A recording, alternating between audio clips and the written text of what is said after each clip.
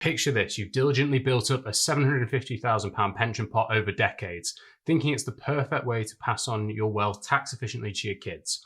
But from April 2027, that strategy could cost your family a potential extra £300,000 inheritance tax. Maybe even worse if it puts your total estate above $2 million.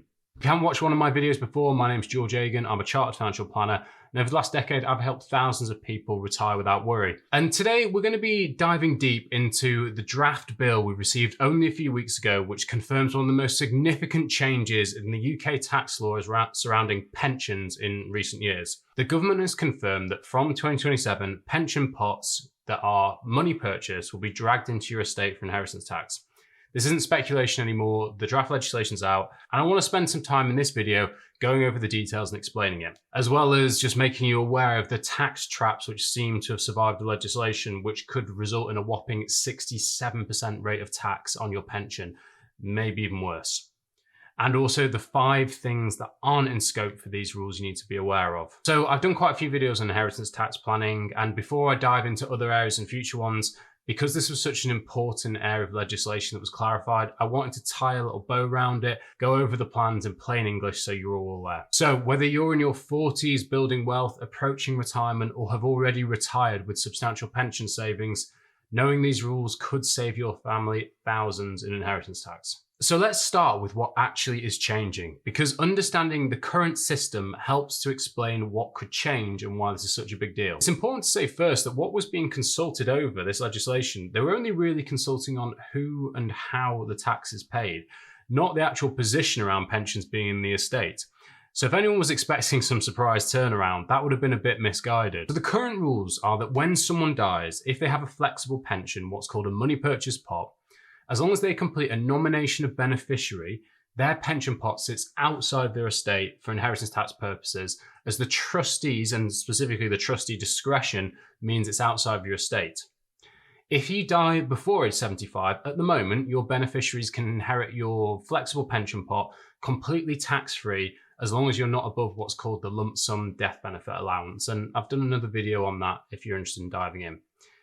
If you die after 75, they pay income tax on withdrawals, but they do have flexibility on when they withdraw from the pension, as long as your pension has sufficient flexibility in those features. But currently, there's no inheritance tax. And this really did make pensions a very powerful estate planning tool. What has changed now is from 2027, unused pension savings will be included in your estate for inheritance tax calculations. That means very simply, if your total estate, including your pension, exceeds $325,000 as a single person, or maybe $500,000 if your property is going to direct descendants, then there could be an inheritance tax bill. If you're married or in a civil partnership and you double up on the bands, that's $650 in nil rate bands, or £1 million if you leave your main residence to direct descendants. Anything above that, including the pension from 2027, will be included in your estate and potentially subject for 40% inheritance tax. So let's give you a practical example. Let's say John is single, he has a £300,000 house, £200,000 in savings and investments, and then £400,000 in a pension pot. Under current rules, because the house and the savings are all that will be in the pot, and let's just say he leaves his house to direct descendants, there's no inheritance tax. He's under that $500,000 because the pension sits outside the estate. Now, from 2027, that means his estate's worth $900,000, and his total estate that his family faces a bill on is $160,000 in inheritance tax. So what we received in mid-July was a consultation response and the technical draft. The consultation began in 2024, it ended in 2025, and now ultimately we've had the response to the consultation, the draft bill. Finance bill will come in late 2025, we expect, and then be part of the Finance Act in spring 2026. So one of the big issues that the initial consultation addressed was there were some real concerns that pension scheme administrators were going to be part of the estate distribution. Now, just to tell you from experience from my side, these administrators are often under-resourced. There can be multiple of them for any one person because a lot of people die with multiple pension pots. They take weeks, if not months, to provide information. And HMRC charges interest if tax for inheritance tax is not paid within 6 months of death, and that interest rate is due to go up. What could go wrong? So the industry kind of came forward and was like, are you sure? That doesn't sound right. The other thing as well is the inheritance tax must be paid before probate can be granted.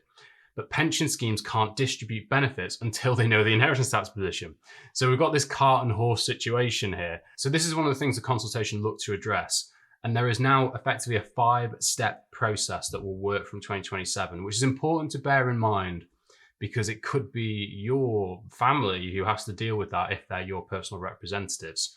So basically step one, someone dies, and then information is exchanged between the pension schemes and their personal representatives, or normally on request of the personal representatives. So the personal representatives are who are legally in charge of managing and administering the estate on death. Now, step two, the personal representatives now are to determine if any inheritance tax is required and also request beneficiary details. Step three is if inheritance tax is due, the personal representatives must determine how much to attribute to each of the pensions within the estate and subject an account to HMRC. They must then inform the pension beneficiaries and the scheme of the amount of the inheritance tax due on each of their components of the estate.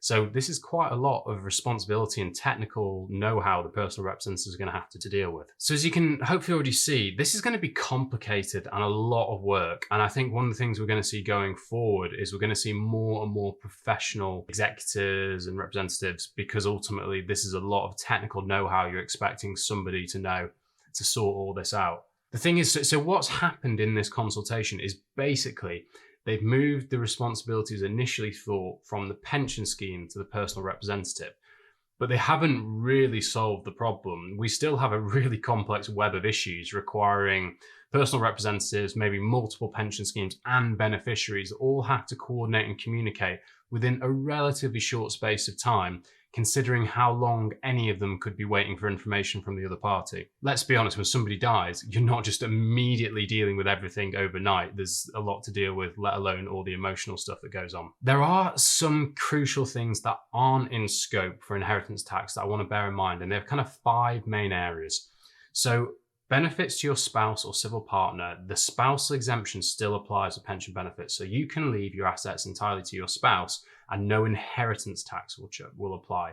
However, there can be knock-on impacts to other things like the main residence nil rate band, which I'll go on to in a second. Benefits to charities are exempt. This isn't a big surprise, as generally charitable gifts aren't chargeable for inheritance tax as part of general estate planning. Now, what's interesting is dependent scheme pensions aren't either. Now, this is the case whether it's a spouse or not. This is really interesting, as it means in theory, what you could do is if you have a blended family, you could take what's called a joint life annuity. That's a guaranteed income for life. And as long as you can be underwritten in that way, there could be a situation where effectively that is a better inheritance tax outcome than leaving a flexible pot. So there seems to be a bit of an advantage in annuity from a planning angle there, which could be really important for those who have blended families or more complex family structures. I've only kind of talked on a really high level here about this and all the rules around providers and so forth. So you definitely need to get advice if you're considering any of these planning angles. Death and service benefits aren't included. So this is basically when you die in active service. And there's also what's called trivial commutation lump sum death benefits. Very simply, if the benefits or the aggregate benefits are worth less than 30,000, then you can technically take it as a lump sum. And because it's not particularly big, it's called a trivial lump sum. Now they're not chargeable within the estate. So perhaps, again, very niche. If you've got small schemes, that might be applicable. So let's just talk about the main residence nil rate band. In past videos, I've talked about the fact that pensions could not only cause 40% inheritance tax bills, but also if your estate's over 2 million, then what happens is your main residence nil rate band gets tapered. The taper, though, can apply on first death. And at the moment, based on this legislation, because of the way the taper is calculated before any of the exemptions, it does appear that pensions are going to taper down this main residence nil rate band. So let's make this simple with an example. Sarah has a pension worth 1.35 million, nice and easy. Her share of the property is worth 1 million. She's got a big old property. It all goes to her husband, Greg, and they claim the spousal exemption. And while all the assets qualify for the spousal exemption, unfortunately, because her assets were worth 2,350,000, the taper applies. So her main residence nil rate band taper goes down to 0.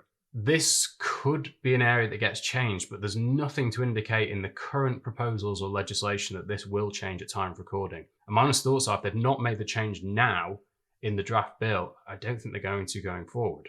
I think the thing is from my experience, people generally don't mind paying a bit of tax. And I think most people will accept that it plays an important role in society. But when we get a situation, whether it's earning over 100,000 and kind of the personal allowance loss, or when you're in a position like this with the pensions, which I'll explain, when the tax levels get so extreme, it just can create resentment and frustration. I'm not going to comment on a general comment whether pensions being in or outside the estate is right, but I do think changing fundamental rules massively undermines trust in the system. Ultimately, you've got a position where you've got people over the last 10 years who would have taken a very different strategy had they known the rules would have been consistent. And of course, there's many people who died across that 10-year period who weren't beneficiaries of this because they died, but from a tax planning perspective, they did the right thing. And this is a real challenge for individuals and, to be honest, advisors. We can only work with the rules at the time. Because the alternative is you just make it up as you go along based on speculative opinions and biases, and that's no way to run a business or look after your clients. So as an advisor, I absolutely share the frustration and how it's hard not to feel rug pulled here, because there are some real tax traps that this rule change has caused. So let me go over that. I'm going to assume in this, just to make it easier, that you do have an inheritance tax issue. So any of your pensions are chargeable at 40%. Now, because of that pre and post 75 cliff edge, which still exists, the first thing we're going to do is really simple. Let's imagine you've got £100,000 and it's chargeable for inheritance tax. Very simply, that £100,000, you'll get a 40% inheritance tax, and your beneficiaries, if you die before 75, will get 60,000 because you get £40,000 inheritance tax, and then they get it tax-free after because you died before 75. Now, here's where things get gross, and that's a technical term. Let's assume someone dies after 75 and the beneficiaries are at a basic rate tax. Well, their tax rate is 52% because they paid 40% and then they have to pay an additional 20% to get it out further. So now that 60,000 I talked about has gone down to 48,000. Now, next we've got higher rate taxpayers. And let's be honest, with physical drag, when an individual passes away, most of their beneficiaries will probably be in their peak earnings. So maybe in their 40s or 50s or even beyond. So I think it's safe to say a lot of them will be 40% taxpayers or more. If that happens, their tax rate on the pension is 64%. It's 40% and then 40% on what's remaining. So that 100,000 is now 36,000. If they're an additional rate taxpayer, that is 67%. So now that 100,000 is 33,000. And that isn't assuming the main residence nil rate band gets tapered, or any withdrawals pushes the beneficiary over 100,000 and they lose their personal allowance. When you add that in, it's much worse. Told you. Gross. So I know watching this through the screen, you're probably frustrated at that, and I get it. What can we actually do about this? How can we navigate this in the best possible way? So let me tell you what I'm going to be telling my clients. So one of the good things is we have till 2027 to plan. So 2 years or so. The only way I think of it that you can plan this is by having a really good in-depth cash flow model and a tax plan, because we need to try and bring the future into the present so we can make the best decisions today here. And here are the key milestones I think we should be thinking about. For some, if you have a really big estate and you're clearly over all the bands, then there might be an argument to make decisions today, especially if your health could deteriorate. Now, the downside and the risk is that if you die before 2027, the pensions would have been outside of your estate. So there's risk in taking action now as opposed to waiting for 2027. For some, because of the 7-year rules on gifting and things like that, that can still be worth doing. So very individual. We do still need to now carefully consider the pre and post 75 cliff edge for flexible benefits.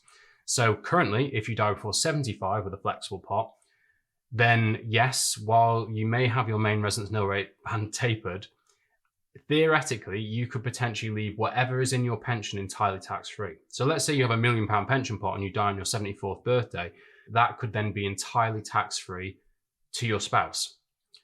And your spouse then might have more money than they need, and they can go, right, I've got a massive tax-free pot here. I can just gift half of that to my kids and ensure the gift as part of the 7-year rule for gifting. And if you don't know any of these rules, maybe watch some of my earlier video. Now, the challenge is when you approach 75. because we need to take a more holistic look at things. So an obvious strategy could be, well, once I get past 75, if I'm not careful, that money could get locked in and then hammered for the taxes, as I mentioned. You could start thinking about how you're going to spend it down in your lifetime.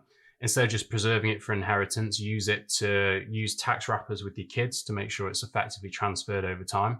A more thoughtful gifting strategy, if you have enough, is going to be more important. Of course, you could just spend the money, and I somewhat encourage that. There are exemptions, which I've been over in previous videos, and I talked on a webinar about how you can kind of bring all these strategies together across generations. Life insurance in trust remains an okay option. You could maybe use some of the pension income to fund premiums. And there are still all the other options like trusts and business relief out there. Annuities may be worth considering, especially if you have a blended family, as I mentioned. Though, of course, you would lose some flexibility and growth potential. But my honest thoughts are, depending on if you're in your 40s or 50s or building wealth, it's not that pensions aren't still incredible vehicles, but it just means that we need to rethink the balance now between pensions and inheritance tax. It's a really interesting, but has undoubtedly become quite a bit more complicated in how we plan.